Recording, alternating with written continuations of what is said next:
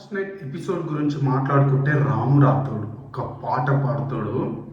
అసలు ఆ సాంగ్ విన్న తర్వాత తన మనసులో ఉన్న బాధని క్లియర్గా ప్రజలకు ఎక్స్ప్లెయిన్ చేయడం జరిగింది. అసలు బిగ్ బాస్ హౌస్లో ఉన్న ప్రతి ఒక్కరి కంట్లో నుండి పాట రావడం జరిగింది. బిగ్ బాస్లోనే కాదు, బయట వీడియో చూస్తున్న ప్రతి ఒక్కరు కూడా ఏడవడం జరిగింది. నాగ్ సార్ కూడా అసలు షాక్ అయిపోయాడు. ఎందుకంటే తను హోమ్ సిక్ అయినట్టు తనే క్లియర్గా చెప్పిండు. వాళ్ళ అమ్మ మీద ఎంత ప్రేమ, ఎంత ఇష్టం, ఎంత అంటే అంత అసలు మాటలలో చెప్పలేము. అందుకనే తను సాంగ్ పాడి క్లియర్గా ఎక్స్ప్లెయిన్ చేసిండు.